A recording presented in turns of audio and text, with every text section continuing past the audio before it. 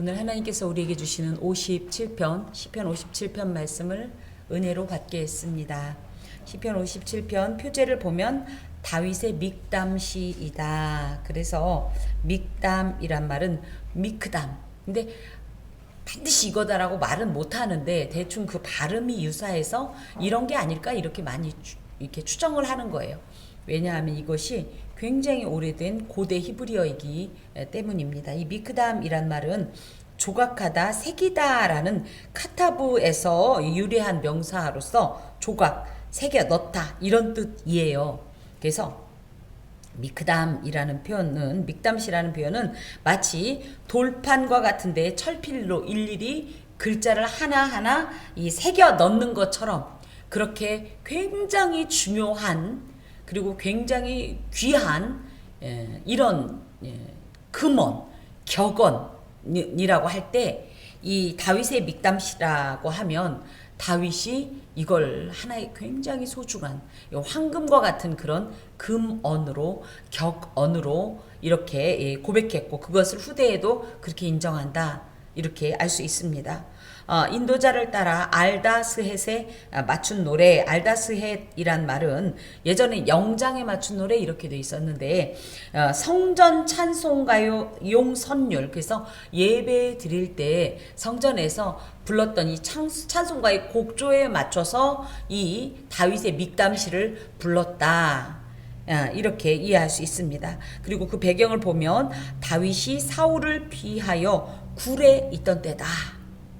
다윗이 사울을 피하여 굴에 있던 때가 한 번이 아니라 두 번 있었거든요. 한 번은 흔히 알고 있는 아둘람 굴. 그래서 거기에 원통한 자들이 와서 이 아둘람 굴에서 함께 모여서 정말 이렇게 생활을 하면서 이랬던 적이 있고 또 엔게디 요새에서도 또 굴에 있었던 적이 있었는데 둘 중에 하나 아무 것이나 저희가 취해도 해석하는 데는 무리가 전혀 없습니다. 오늘 본문은 이제 크게 1절에서 2절 그래서 위기에 처한 이 다윗이 하나님을 향해서 간절히 구원을 호소하는 내용이고요. 또 3절에서 6절을 보면 하나님의 인자와 진리를 통하여서 이 위기를 탈출할 거라는 소망을 확신하는 고백이 이렇게 있습니다. 그리고 7절에서 11절은 이 확신한 구원을 그냥 내 마음에만 담지 않고 새벽을 깨우듯이 온 세상을 향하여서 선포하며 찬양하는 이런 고백으로 구성되어 있습니다. 자, 봅시다. 하나님이여 내게 은혜를 베푸소서.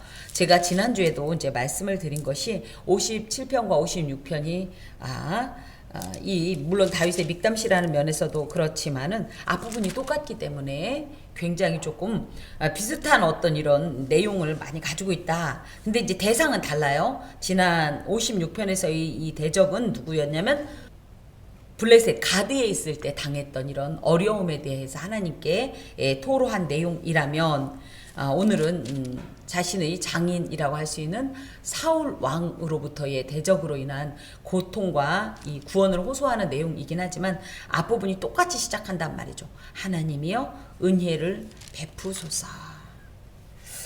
자, 은혜를 베푸소서 하는 말은 한네니 엘로힘이란 말로 나를 불쌍히 여기소서, 나를 긍휼히 여기소서 이런 뜻이에요. 그런데 나를 긍휼히 여길 분이 누구냐 하니까 하나님이라는 뜻이에요. 이 하나님은 계속적으로 엘로힘 하나님을 의미합니다. 전능하신 하나님, 천지를 창조하신 하나님. 이런 하나님 앞에 오직 이런 하나님만이 자신을 온전히 구원하실 수 있고 도우실 수 있고 또 그 하나님의 긍휼이 있다면 모든 것이 가능하다. 이렇기 때문에 하나님이라는 엘로힘 신명을 부르게 됩니다.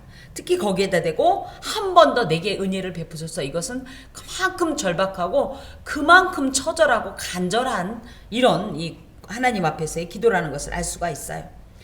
자신을 대적하는 이런 대적들이 자기가 볼 때는 나중에 보면 이들이 사자와 같다 이렇게도 표현하는데 너무너무 막강한 힘을 가진 거예요. 그러다 보니까 이런 이 막강한 힘을 가진 대적들 앞에 자신은 너무나 무력한 도망자의 신세일 뿐입니다. 그렇다고 해서 동족을 대하여 그들도 동족이잖아요. 동족을 대하여서 물론 이 수적으로도 열세지만 전쟁을 할 수도 없고 그래서 이 사이에서 전능하신 하나님께서 도와주실 때만 이 모든 일들이 무난하게 원만하게 순적하게 해결될 수 있다. 자기가 도움을 받을 수 있다. 이런 마음에 하나님의 이름을 부르고 있습니다. 여러분은 어떤 일이 있을 때 누구의 이름을 부릅니까? 우리가 부를 이름은 하나님일 뿐만 아니라 저는 늘 그런 생각합니다. 사람과 하나님, 그러니까 사람과 사람 사이에서 판단하는 것은 사람이 아닙니다. 하나님이십니다. 어떤 억울한 일을 만났을 때도 그렇고 또 내가 도저히 감당할 수 없는 일을 만났을 때도 그렇고 사람과 사람 사이에 판단하실 하나님 앞에 우리의 모든 소원과 형편과 상황과 감정을 호소하면 하나님께서는 누구를 상해하는 걸 즐거워하는 그런 이상한 괴팍한 신이 아니십니다. 둘 다를 유익하게 하고요. 선하게 역사하셔. 그래서 하나님은 선하시다고 하는 거예요. 그러므로 우리는 무슨 문제든지 간에 하나님의 이름을 부르게 되는 거고 주 이름을 부르는 자는 구원을 얻겠다고 이야기했던 이 바울의 말처럼 우리가 하나님의 이름을 부를 때 반드시 구원을 얻게 됩니다. 자, 그러면서 내 영혼이 주께로 피하되, 내 영혼이란 표현은 네페시라는 말로 이 내 몸만이 아니라 나의 모든 전 인격을 하나님께 의지하고 기대고 그 하나님을 신뢰하겠다라는 그런 표현이에요. 나의 영혼, 육, 나의 모든 삶을, 나의 모든 생각과 뜻과 계획과 목적과 이 모든 것을 다 절대적으로 하나님께 맡기고 내어드리고 주님만 의지하겠다는 이런 고백입니다. 우리는 보통 어떤 어려운 일이 있으면 누구를 부릅니까? 누구에게 찾아갑니까? 누구에게 피합니까? 손쉬운 방법을 많이 선택하게 되는데 가장 완전하고 가장 온전하고 안전하고 확실한 이 피난처는 하나님밖에 없다라는 사실을 기억해야 합니다. 특별히 그 주께로 피했을 때에 놀라운 게 주의 날개 그늘 아래가 예비되어 있다라는 거예요. 주의 날개 그늘 아래라는 표현은 주의 날개라는 것은 카나프라는 말로 마치 어린 새가 어떤 위험이 닥쳤을 때 얼른 엄마 품으로 쏙 들어가고 그럼 엄마는 그 사이에 쏙 집어넣어서 남들이 볼 때는 이 새가 없는 것처럼 그렇게 안전하게 지켜주듯이 주의 날개가 그렇다는 거예요.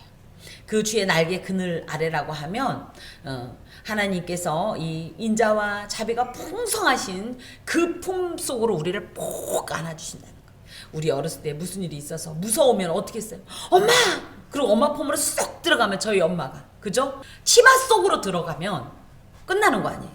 그런 것처럼 하나님의 그 은혜로운 날개 안으로 쏙 들어가면 이 이상이 없다라는 거예요. 다윗은 이걸 알았고 나는 그 편을 선택합니다. 다윗에게도 비록 적은 수지만 이 안에도 상의할 자들이 있었을 거란 말이죠. 그죠? 하지만 다윗은 누구도 이 문제를 사람과 상의하지 않고 오직 하나님만 의뢰하고 하나님께만 맡겼다는 거예요. 자, 그러면서 어떤 고백을 하냐면 이 재앙들이 지나가기까지 피하리이다. 어떤 재앙이에요? 아주 이 절박한 어떤 상황들인데 마치 자신을 파멸시켜서 완전히 분쇄하고자 할 것 같은 이런 사울 일행의 악행, 이 모든 것들이 무난히 지나가기까지. 바람이 태풍이 막 폭풍이 불면 어때요?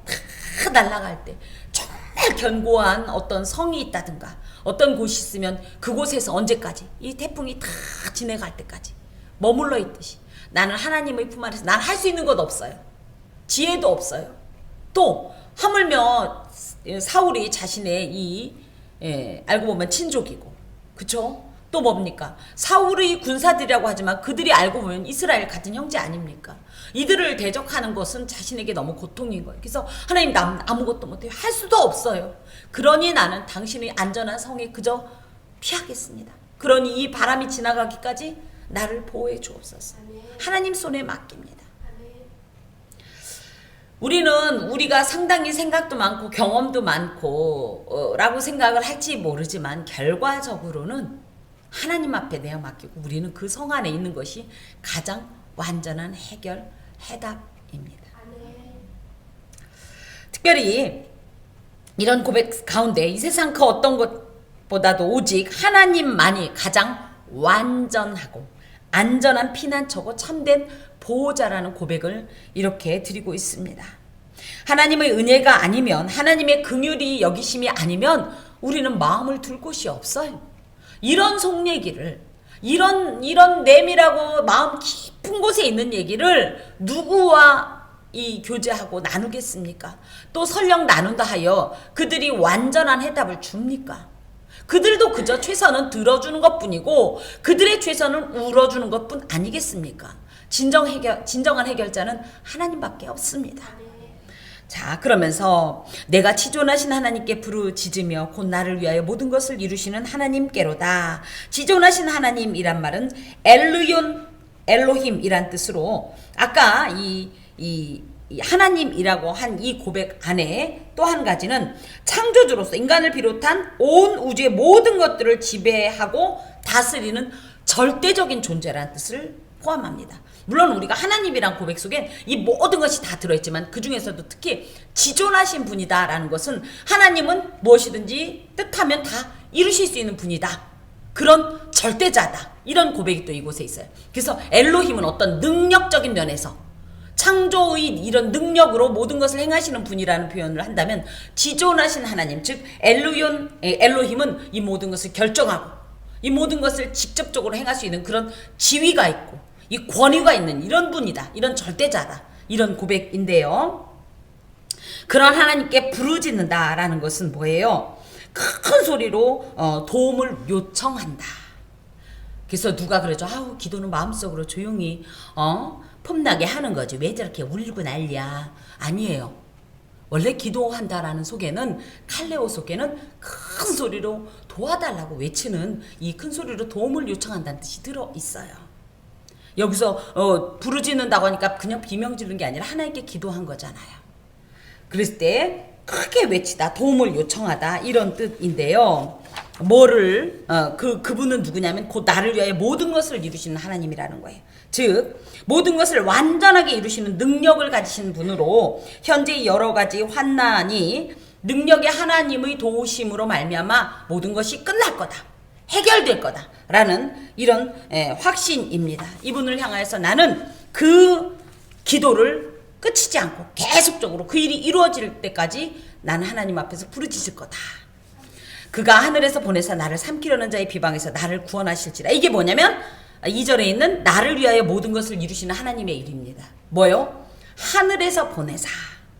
샬라흐라는 말로 보냈다라는 것은 어떤 목적을 가지고 무엇을 파견하거나 자신의 의도를 이루기 위해서 자신의 대리자로 누군가를 파송하는 행동인데요. 그 이유가 뭐냐? 왜 하늘에서 자신의 대리자를 파송하냐 하면 나를 삼키려는 자의 비방에서 나를 구원하시기 위해서이다. 나를 삼키려는 자라는 것은 뭐예요? 이 다윗이 지금 현재 처한 1절의 재앙들에 속한 것으로 이 사울이 너무 억울하게, 나중에 자기도 억울하다는 표현까지 하는데 억울하게 누명을 씌우고 질투에 눈이 멀어서 정신을 못 차리면서 온갖 악행을 하고 정말 죽이려고, 누구 말 맞다나 죽은 벼룩과 같은 자기를, 개와 같은 자기를 찾으려고 이 난리를 하는 이런 모든 것에서 나를 구원하실지라. 도움으로 인하여서 나는 이 문제를 해결받을 수 있다라는 그런 고백입니다. 그래서 셀라라는 게 뭐예요? 음을 높이다, 격정적으로 부르다, 이런 뜻이에요. 어제 우리 이제 찬송하면서 찬양하면서 얘기했지만 감정이 북받쳐서 이게, 그러니까 우리는 이렇게 읽을 때 그가 하늘에서 보내사 나를 삼키려는 자의 비방에서 나를 구원하실지라 셀라 이랬지만 이게 아니라 셀라는 원래 괄호기 때문에 음의 어떤 형식이에요. 곡조의 형식이고, 그러니까 얼만큼 마음에 그죠? 격정과 그 감동과 환희가 가득 찬 이런 소리입니다. 여러분 어떤 일을 만났을 때 반드시 하나님께서 나를 이 문제에서 해결해 주실지, 그런데 해결해 주실 것이다 이래져요. 그 생각을 하면 막 가슴이 터질 것 같잖아요. 지금 이런 표현이에요. 이만큼 다윗은 지금 하나님을 확신하고 있다라는 거예요. 하나님이 그의 인자와 진리를 보내시리로다. 자, 이 3절에 그가 하늘에서 보낸 존재가 누구냐 이거예요. 바로 인자와 진리입니다. 인자는 하나님의 근본적 속성 중에 아주 대표적인 속성인 무조건적인 사랑, 조건 없는 사랑, 담이 없는 사랑, 헤세드, 신약적으로 말하면 아가페. 근데 특히 이 헤세드는요, 하나님과 이스라엘 백성 간에 있는 이 언약에 근거한 사랑이기 때문에 내가 어떻게 하겠다고 했어? 내가 너의 하나님이 되고 너들은 나의 백성이 될 것이라고 했던 이 언약에 기초한 사랑이기 때문에 그 어떤 사랑보다도 더 분명하고 확실하고 강력하죠. 이 인자를 당신의 사신으로 보내시겠다는 거예요. 또 진리 에메트는 무엇이냐면 진실, 의로움 이런 뜻을 갖고 있는데요. 이 표현을 왜 쓰냐 하면 지금 현재 다윗은 아까도 말했던 것처럼 억울한 누명을 쓰고 있다고요. 그쵸?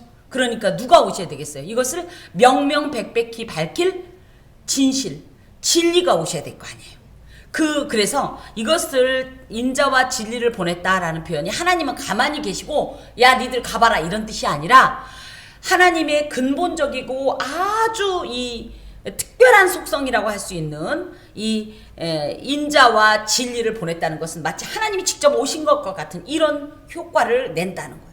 하나님이 직접 오셔서 어떻게 하겠다는 거예요. 사람들 사이에 있는 미움과 질투, 증오와 다툼, 또 항상 악한 자들이 궁리하고 도모하는 거짓과 위선, 불의와 부정을 모두 추출해낼 것이다. 그런 기대감을 여기에 담고 있습니다. 무엇보다도 다윗이 현재 당하고 있는 고통스러운 현실과 억울한 누명에 대해서 하나님께서는 이 기도에 응답해 주셔서 아픔을 치료해 주시고 또 이 억울한 누명을 잘 판단하시고 변호해 주실 거라는 이런 기대감입니다. 이것이 결국은 뭐예요? 하나님 나라가 이 땅에 임하는 거예요. 주의 뜻이 하늘에서와 같이 땅에서도 이루어지는 이 역사를 기대하면서 지금은 아직 이루어지지 않았지만 난 그날을 기다린다. 반드시 하나님께서는 그렇게 하실 것이라는 확신의 선포입니다.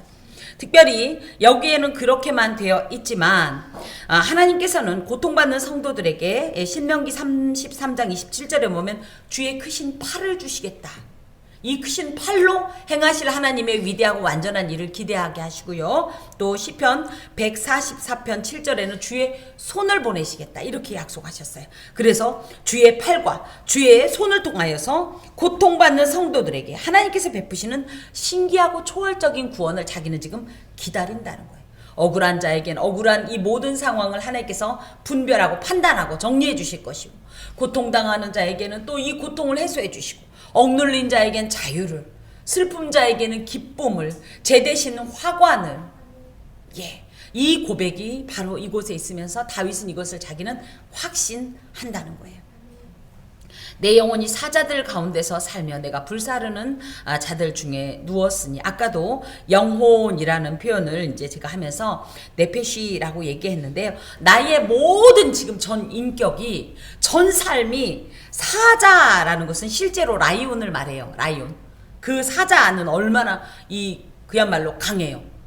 잡아먹고 그죠? 이 사냥감을 놓치지 않는 이런 것처럼 자신을 해치려는 사울 왕의 세력이 너무너무 무시하고 파괴적이고 실제적인 공포감을 유발한다는 거예요. 그들 사이에 내가 지금 가운데에 있다는 거예요. 그들에게 포위당해 있다는 거예요. 숨도 못 쉬겠죠. 일촉즉발의 위기라는 겁니다.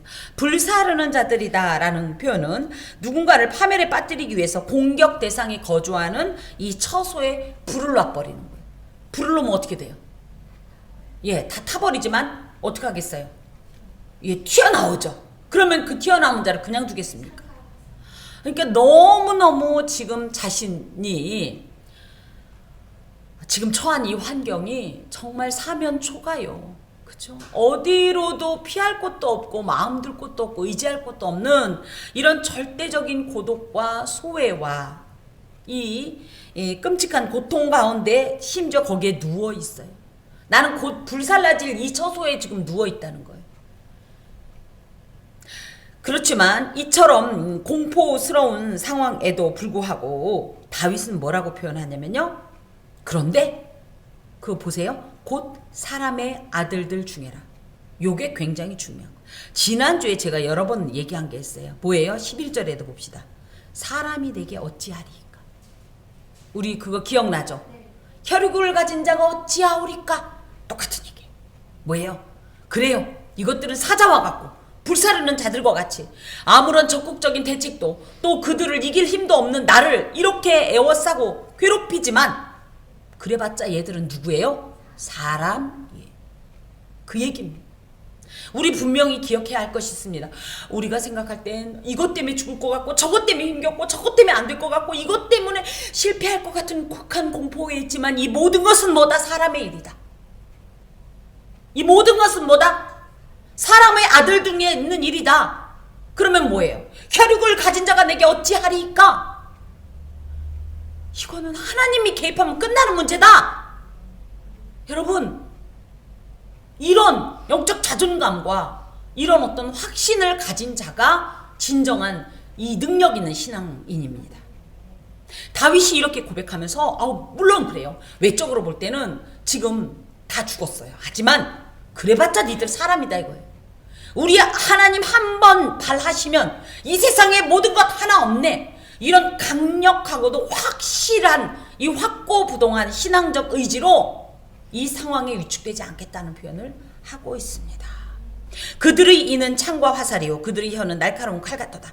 이들이 지금 특히 다윗은 전쟁의 용사 아닙니까? 우리나라로 말하면 군인 출신이기 때문에 표현들이 군대에서 사용하던 이런 공격용, 주된 공격용 무기인 창, 화살, 칼 등을 동원하면서 그들이 이런 행동을 하지만 그들이 이런 행동을 하지만 그래봤자 뭐다 이들이 사람의 아들들이다.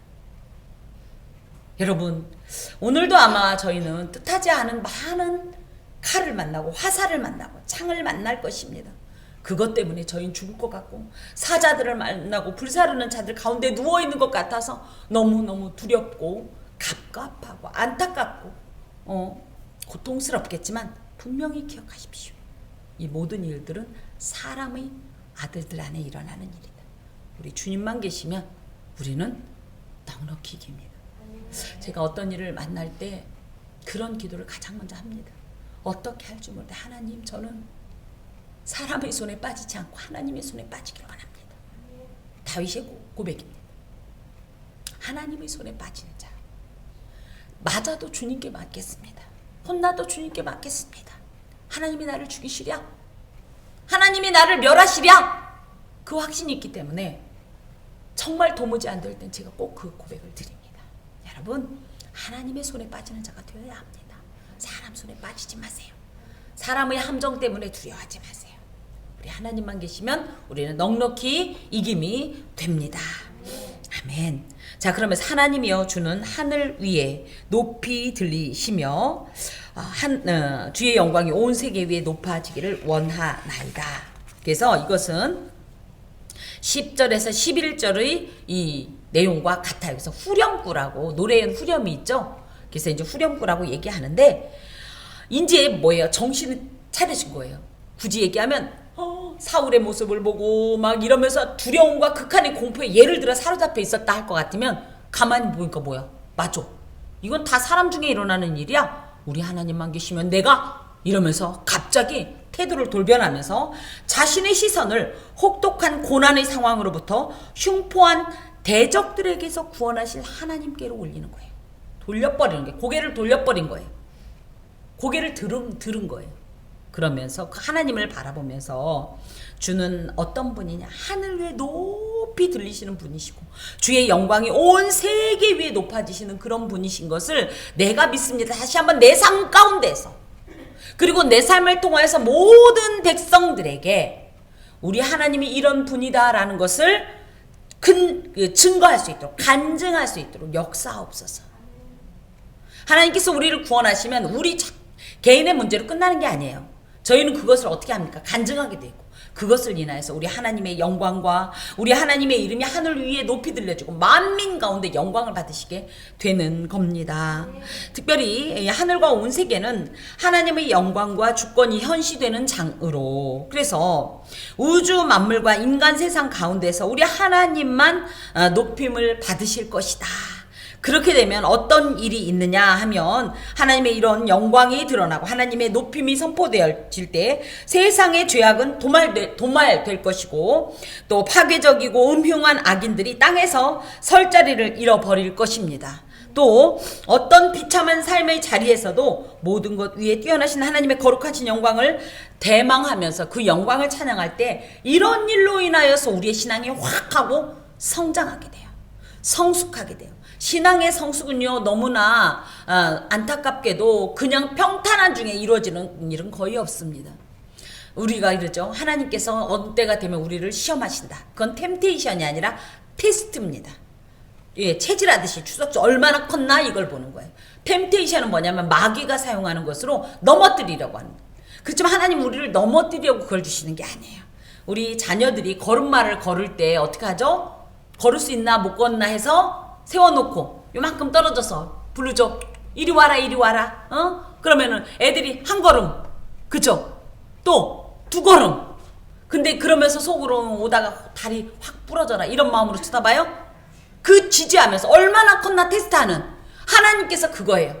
그래서 그래 네가 얼마나 컸나 보자. 그러면서 저희가 그런 하나님의 테스트를 잘 통과하고 나면 이 기쁨, 이 뿌듯함, 그러면서 뭡니까? 하나님과 확 더 가까워지거든요. 어떤 일을 경험하는 것을 두려워하지 마세요. 아프죠. 속상하죠. 눈물 안 흘리고 싶지만 눈물이 없이는 우리가 그 기쁨을 맛볼 수 없다니까요. 그래서 오늘의 이 눈물이 뭐다? 사실은 하나님이 우리와 이 모든 우리에게 속한 자들을 유익하게 하기 위해서 장성한 분량에 도달하게 하기 위한 하나님의 훈련 코스라는 사실을 기억해야 합니다. 도하여서 저는 이 찬양을 지금 이 57편 찬양 방금 우리가 불렀던 이 찬양을 정말 가장 힘겨울 때 많이 불렀어요. 정말 눈물 나는 시절에 많이 불렀는데 이 찬양을 부르면 어떤 일이 있냐면요. 나는 내 문제를 바라보고 어떻게 하면 좋아요. 곧 죽겠어요. 곧 살겠어요. 막 이러고 있다가 이 찬양을 부르면 갑자기 나의 영혼이 쫙 하고 저 정말 이 드넓은 궁창 전 우주적인 어떤 이런 시각으로 확 바뀌어요. 하나님이 누구냐? 우리 하나님이 이 온 세상 가운데서 영광 받으시고 하늘 위에 높이 들리시고 온 이 세상 가운데에서 선포되어지는 이런 하나님이 내 아버지인데 그러면서 내가 마치 그 에스겔에 있는 그 표현처럼 마치 하나님께서 요만큼 잡아 끌어서 확 위로 올리시는 것처럼 그렇게 하늘 높은 어떤 곳에 가서 나의 문제를 바라봐요. 그런 놀라운 경험들을 참 이 찬양을 통해서 많이 했어요. 그렇게 되면 이 찬양을 부르면서 이젠 어떤 문제에서 시선을 돌려요. 이건 아무것도 아니에요. 높은 곳에서 보면 이건 아무것도 아닌 거예요. 그래서 너무 큰 문제라고 생각했는데 높은 하나님의 관점에서 보면서 어떤 생각을 하냐? 이것은 그냥 살짝만 뛰어도 넘어갈 하나의 작은 걸음 사이에 있는 어떤 거지 큰 산도 아니고 깊은 계곡도 아니라는 사실을 알게 되더라고요. 그래서 이 찬양을 부르면서 시선을 하나님께로 돌리면서 하나님의 편에서 이 문제를 바라보면서 두려움과 염려를 이겨내고 모든 것이 가능하신 하나님을 더욱 붙잡고 난 하나님 자녀고 하나님의 백성이니 하나님께서 이 문제를 반드시 해결하시리라. 나를 이 문제 가운데서 구원하시리라. 이런 확신을 갖게 됐기 때문에 제가 이 찬양을 너무너무 사랑하고 하나님 앞에 무수히 드렸던 이런 찬양입니다. 어떤 일을 만났을 때 이 문제만 바라보면 우리는 넘어져요. 문제가 산 같거든요. 근데 하나님의 자리에 함께 서서 이 문제를 바라보면 아무것도 아니에요. 예, 이 찬양이 이 다윗의 고백이 저에겐 개인적으로 이런 간증을 주었던 이런 고백입니다. 계속 봅시다. 그들이 내 걸음을 막으려고 그물을 준비하였으니 이 걸음은 뭡니까? 다윗은 지금 싸울 마음이 없어요. 그래서 계속 도망 다니고 있어요. 피해 다니고 있어요. 누구 말 맞다나 못 싸워서라기보다는 싸우고 싶지 않은 그런 마음이거든요. 근데 그것조차도 막으려고 어떻게 했냐면 그물을 준비했다. 그물은요 레스웨트라는 말로 마치 짐승을 잡기 위해서 그 함정 놓는 것처럼 그렇게 했다는 거예요. 여기에 보니까 그들이 내 앞에 웅덩이를 팠다. 이것도 같은 말이에요. 이게 이제 실제적으로 보면 사무엘상 24 또 26장에 보면 사울은 당시 만약에 다윗을 발견하면 반드시 신고하라고 전 국민에게 이런 조서를 내렸었어요. 그리고 지금 사실 다윗은 진짜 대적이 아닌데 사울은 어떤 어리석은 행동을 하냐면 왕이기 때문에 왕답게 지금 백성을 보호하고 그죠? 이 정사를 돌봐야 하는데 그건 다 포기하고 이런 국정은 포기하고 심지어 자기네 정예군 그러니까 외국에서 이렇게 들어온 이런 대적들과 싸워야 될 이 정예군 이 군대들을 끌고 맨날 다윗 잡으러 다녔어요. 아이고 참 예 그런데 이 모든 것에 이제 하나님을 의지한다고 하지만 이 모든 것을 바라볼 때 여기에 보니까 내 영혼이 억울하도다. 그러니까 억울하다 하면서 저주한다기보다는 이 모든 상황을 하나님 앞에 이제 고하기 시작하는 거예요. 뭐라고? 이 카파프라는 억울하다라는 말은 그냥 억울한 감정이기도 하지만 이 억울함을 하나님께 토로하는 거예요. 하나님, 저는요 잘못한 거 없고요. 정말 백성들이 다윗은 만만이요 사울은 천천히라고 했지 내가 진짜 나를 만만이라고 생각하고 사울을 천천히라고 생각한 적도 없어요. 이런 얘기를 다 하나님 앞에 지금 호소하는 거예요. 억울한 일을 당했을 때 사람 앞에 얘기하면 사람이 그 말을 듣고 네가 그렇게 억울했구나가 돼요? 핑계를 보고 그죠? 말은 그렇게 하지만 이렇게 얘기한단 말이에요. 또 누구는 제가 어렸을 때도 그런 좀 상처가 있었는데 난 너무 속상해서 친구에게 얘기했더니 그 친구가 어머 너 얼마나 힘들었니 이렇게 하지 않고 뭐라고 하냐면 양쪽 말을 다 들어봐야 알지. 우리 하나님은 안 그래요. 우리 하나님은 양쪽 말 들을 필요도 없는 것이 그분은 그쵸? 내 쪽에선 내 얘기할 거고 그쪽에선 그 얘기 하겠죠. 하나님은 다 판단하신 분이에요. 그래서 이 억울한 것을 사람에게 얘기하지 않고 나는 하나님께 호소하겠습니다. 또 그들이 내 앞에 웅덩이를 팠으나 자기들이 그 중에 빠졌도다. 이건 무슨 얘기냐면요. 실제로 사울은 이런 마치 그물을 펴는 것처럼 다윗을 압박했는데 결과적으로 자기가 2번씩이나 큰 위기를 만났어요. 뭐예요? 하필이면 지나가다가 배가 아파서 화장실 간다고 굴에 들어갔는데 그 안에 다윗 일행들이 있었잖아요. 그래서 어떻게 했어요? 죽일 수도 있었어요. 하지만 다윗이 여호와의 기름 부음 받은 자를 함부로 할 수 없다 그래서 겉옷자락만 베어가고 그 생명을 부지해 줍니다. 오히려 자신이 위험해졌어요. 또 어떤 일이 있었습니까? 수많은 백성들을 끌고 벌판에서 잠을 자는데 깊은 잠에 빠져가지고 다윗이 사울이 물병과 이 창을 가지고 와도 모르는 근데 다윗이 아니면 그 자리에서 행동했으면 그냥 죽을 수밖에 없는 이런 일들이 여기에 있었다라고 고백해요. 그러면서 이제 분위기가 확 바뀝니다. 이런 얘기를 계속하려고 다윗이 이 시편을 쓴 게 아니라는 거예요. 뭐요?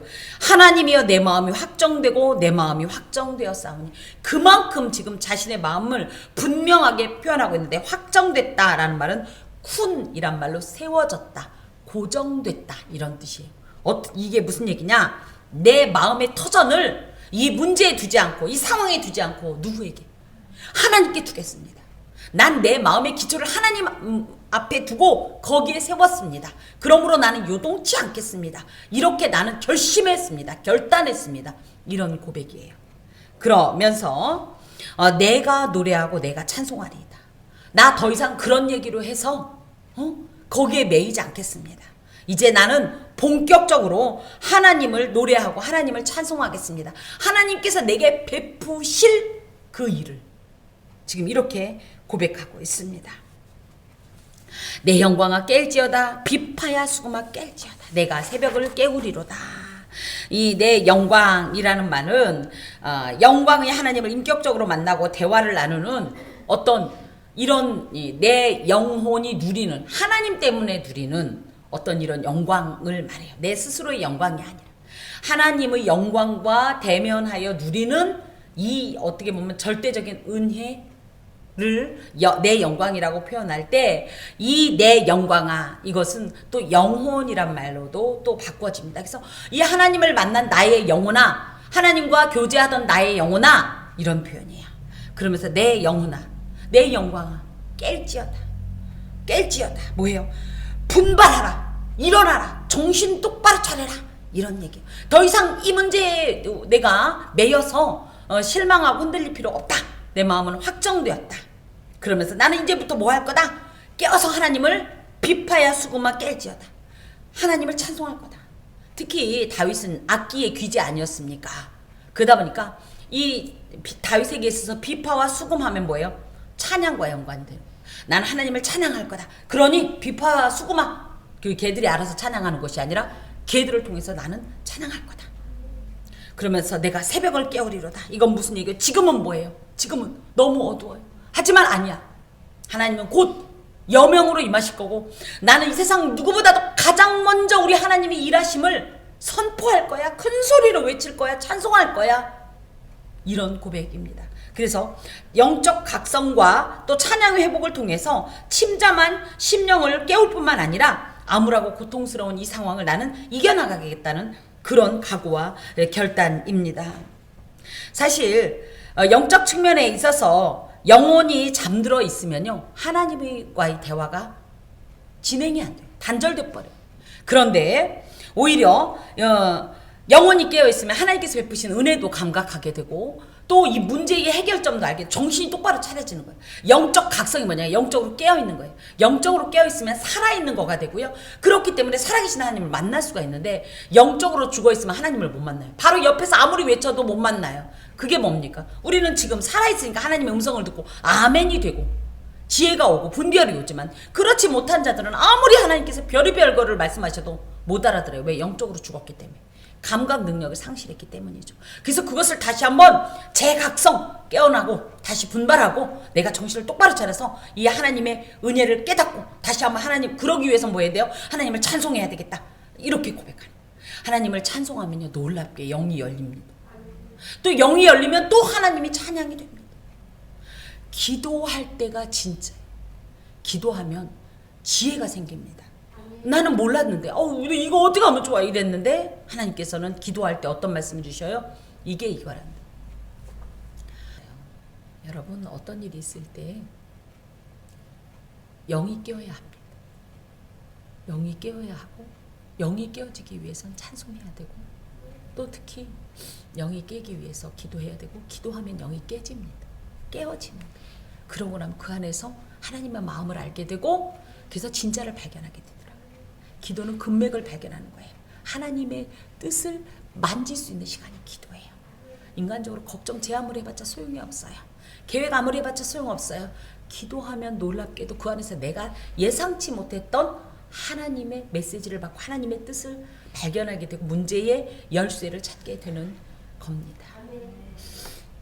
주여 내가 만민 중에서 주께 감사하며 문 나라 중에서 주를 찬송하리이다. 이제 내가 깨웠으니까 어떡하겠다는 거예요. 이제 보니까는 이건 아무것도 아니었네. 하나님 나 이 문제에 더 이상 매이지 않겠어요. 지금은 비록 여전히 내가 사자들 가운데 누워있는 것 같고 불사르는 자들 가운데 있는 것 같지만 난 이제부터 하나님을 찬양하겠습니다. 심지어 누구 중에 만민 중에서 누구보다도 제일 먼저 제일 크게 제일 뜨겁게 하나님께 감사하고 찬송하겠습니다. 무릇 주의 인자는 커서 하늘에 미치고 주의 진리는 궁창에 이르나이다. 하나님 그동안 나 억울했어요.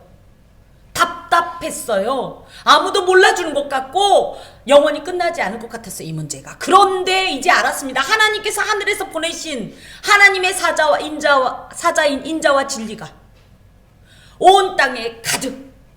하늘은 하나님의 이 인자의 크기를 또 궁창은 하나님의 진리의 넓이를 이렇게 가득한 하나님의 인자와 진리가 있는 것을 내가 기도하면서 찬양하면서 확신하였습니다. 그러니 이제부터 내가 할 것은 무엇입니까? 하나님이여 주는 하늘 위에 높이 들리시며 주의 영광이 온 세계에 높아지기를 원하나이다. 원래라고 하면 원래 기도가 끝이 어떻게 되겠어요? 하여튼 궁창에 이르니까요. 아무튼 이 문제를 좀 잘 좀 어떻게 좀 해결해 보시고요. 아유 지금 난 정말 죽겠는데 이런 거 필요 없어지는 거예요. 그래서 모든 문제는요 누구랑 해결을 하냐면요 하나님과 해결하는 거예요. 그 문제의 당사자와 해결하는 게 아니에요 여러분. 문제는 놀랍게도 하나님 안에서 해결이 돼요. 하나님과 해결이 되고 그러고 나면 이 문제는요 이 해결 앞에 순종하게 되는 거예요. 힘을 잃게 되는 겁니다. 그렇기 때문에 기독교인들에게 있어서 문제는 문제가 아니라 뭐냐면 기도의 제목이 되고요 하나님과 만날 구실이 되는 거예요. 하나님을 찾게 되는 통로가 되는 겁니다. 그리고 은혜의 열쇠가 되는 거예요. 길이 되는 거예요. 빛이 되는 거예요. 문제를 만났을 때 우리는 사실 일시적으로 근심할 수밖에 없습니다. 우리는 해결할 능력이 없으니까요. 막막하고 답답한데요. 놀랍게도 이것 때문에 우리가 하나님을 찬양하게 됩니다. 이것 때문에 우리가 주님을 만나게 됩니다. 기도하겠습니다. 주님의 날개 그늘 아래 피하고 이 재앙들이 지나가기까지 또 숨겠나이다. 하오나 이것은 무기력한 도피가 아니라 가장 안전하고 완전한 해결책입니다.